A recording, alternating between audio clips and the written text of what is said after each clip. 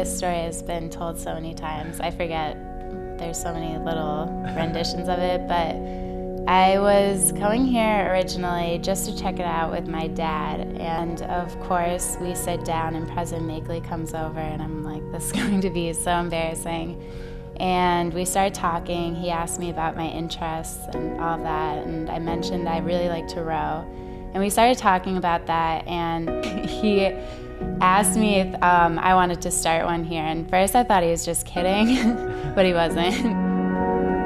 Frankly, I had no idea what was involved in crew. I thought this would be a simple proposition to find a couple of old 8-person shells and find a spot down here on Stump Pond that we could launch them, because you can't just take these expensive shells and carry them, launch them every day. You have to have some sort of dock, you have to have some sort of space where they're going to be stored.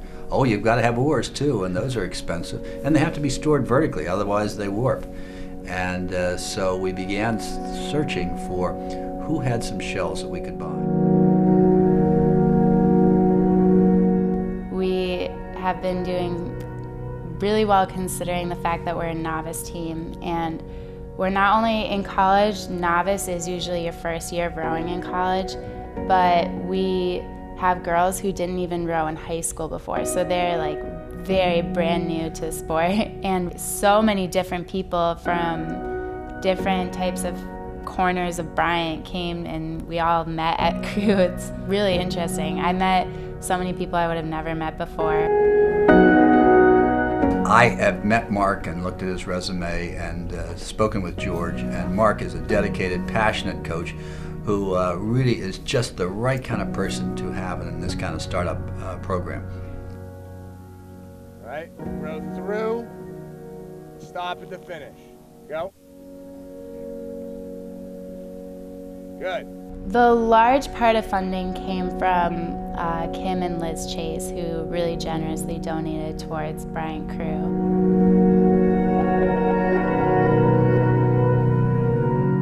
Kim called me up and said, I've got some serious health problems and I'm going to have surgery.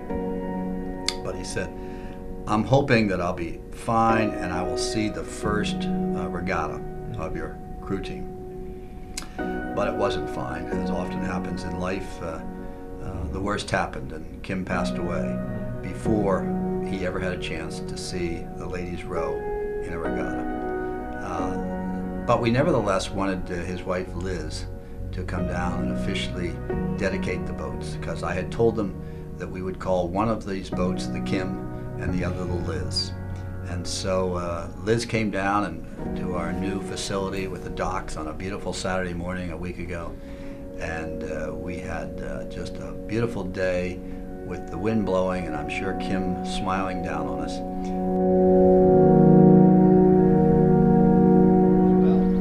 So at this moment, I would like to invite Liz Chase up here. Liz and her husband, Kim, have been so wonderful, and I'd ask her to just say a few words before we christen these two fine vessels. Promise not to break the bottle over the shells. I want to thank all of you for coming. This is really a very special day for me, and I really admire these girls. I know what it means to take up a new sport and to really dedicate yourself. We talked about starting traditions here, and the blades of the rowers can be as fit as they possibly can be, but if their blades don't actually enter the water, then they can't pull. And we feel as though that you are our blade. So, And hereby christen these vessels as the first ever crew boats in Bryant. Kim, we cherish you and love you. Thank you.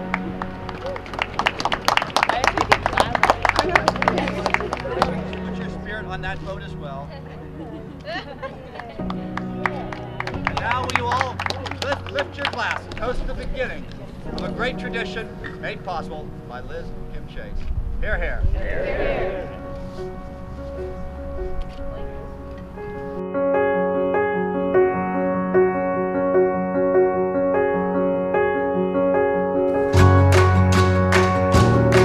It is a sport that requires not only strength, but great teamwork and great coordination. Rowing to me it's a lot. It's an outlet. It's a place where I can push myself to be the best I can. I know it sounds really cliche to say. It's sort of like all the stars are in line, from getting the boats to the oars to the philanthropy of Kim and Liz Chase to John Fogarty's facility to John Rupert, who understands how to do rowing, to George Schuster. The two of them in the spring, before we had the docks, would wade out chest high into this ice cold water and help these ladies get these boats out. And then to have a coach, Mark, come along and take the program forward, it's just an amazing story.